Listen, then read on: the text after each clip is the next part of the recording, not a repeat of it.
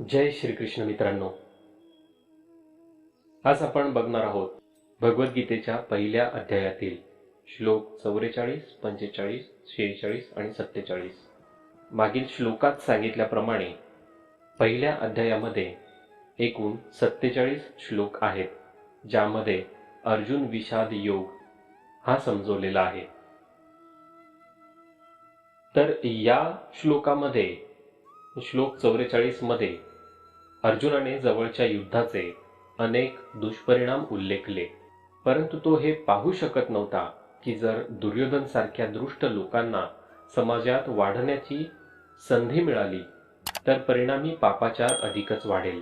तर अर्जुन म्हणत आहे की हे किती आश्चर्यजनक आहे की आम्ही युद्ध करण्याचा निर्णय घेतला आहे, ज्यामुळे पाप कार्य झाले तरीही आम्ही त्याचे दुष्परिणाम चांगल्या प्रकारे जाणवतो. जसे की सहसा घडते की लोक त्यांच्या स्वतःच्या चुका पाहू शकत नाहीत आणि त्यासाठी स्वतःपेक्षा परिस्थिती आणि इतर लोकांना जबाबदार ठरवत असतात. त्याच प्रकारे अर्जुनाने हे अनुभवले की धृतराष्ट्राचे पुत्र लोभाने प्रेरित होते, परंतु तो याकडे लक्ष देऊ शकला नाही की त्याच्या संवेदनाने भरलेल्या उदार मनात मनोभाव नाहीत, तर स्वतःला देह मानण्याची अज्ञानता आणि संसारिक आसक्तीवर आधारित आहेत.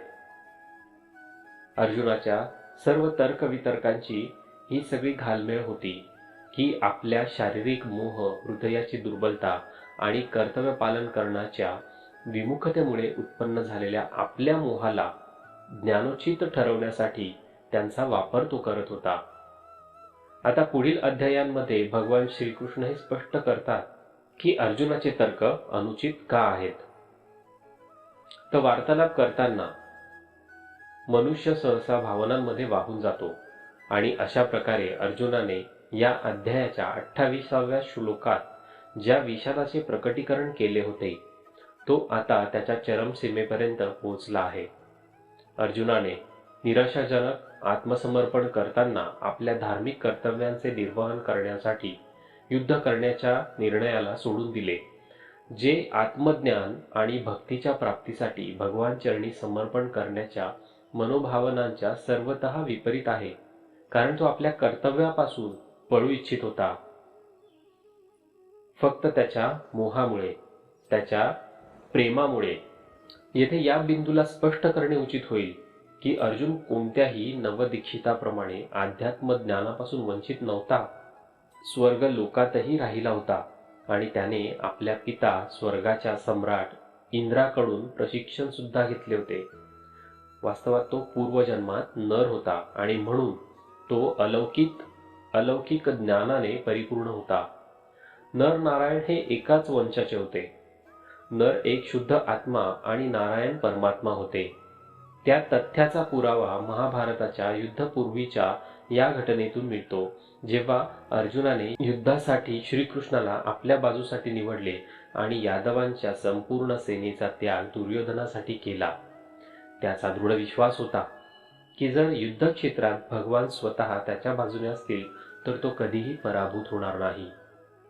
भगवान श्रीकृष्णांची इच्छा होती की ते भावी पिढ्यांच्या कल्याणार्थ संसाराला भगवद्गीतेच्या दिव्य ज्ञानाचा उपदेश देतील. म्हणून आता या अनुकूल संधीचे निरीक्षण करून भगवान श्रीकृष्णांनी जाणून बुजून अर्जुनाच्या मनात व्याकुळता निर्माण केलेली आहे. अध्याय पहिला म्हणजे अर्जुन विषाद योग असं म्हटलं जातं, ज्यात भगवंत गीतेचे ज्ञान पूर्ण सृष्टीला देण्यासाठी भगवंताने अशी परिस्थिती निर्माण केली जिथे त्यांना गीतेबद्दलचे ज्ञान सर्व जगाला देता येईल. तर भगवान श्रीकृष्णांची इच्छा होती की भावी पिढ्यांच्या कल्याणार्थ संसाराला भगवद्गीतेच्या दिव्य ज्ञानाचा उपदेश देता येईल. म्हणून भगवान श्रीकृष्णांनी अर्जुनाच्या मनातच ही व्याकुळता निर्माण केली की त्याला समोरचे त्याचे शत्रू दाखवल्यानंतर शत्रूंमध्ये त्याचे मित्र आले, नातेवाईक आले, गुरु आले, मित्र आले. तर या सर्वांच्या सोबत त्याला लढण्यासाठी एक मनाची तयारी करून घेण्यासाठी ते गीतेचे श्लोक त्यांनी पठन केले की जे की नैतिकतेबद्दल सगळ्या गोष्टी समजवत होते, जेणेकरून अर्जुनाला त्यांच्या या ठिकाणी कुठल्याही प्रकारचा दुष्परिणाम हा समाजासाठी नसणार आहे अशा हेतूने त्यांनी ती गीता समजावली. तर अर्जुन कोणत्याही नवदीक्षिताप्रमाणे अध्यात्म ज्ञानापासून वंचित नव्हताच, तर अर्जुनाला अध्यात्म ज्ञान होते. तो स्वर्गलोकात राहिला होता आणि त्याने हे आपल्या पूर्वजन्मीच्या पित्याकडून, इंद्राकडून प्रशिक्षण घेतले होते. तर अध्याय पहिल्यामध्ये एवढंच. पुढे पाहू आपण अध्याय दुसरा, ज्यामध्ये श्रीकृष्णाने आपल्या गीतेचे ज्ञान सर्वांना देण्यासाठी सुरुवात केली. लवकरच भेटू पुढील व्हिडिओमध्ये. तोपर्यंत नमस्कार.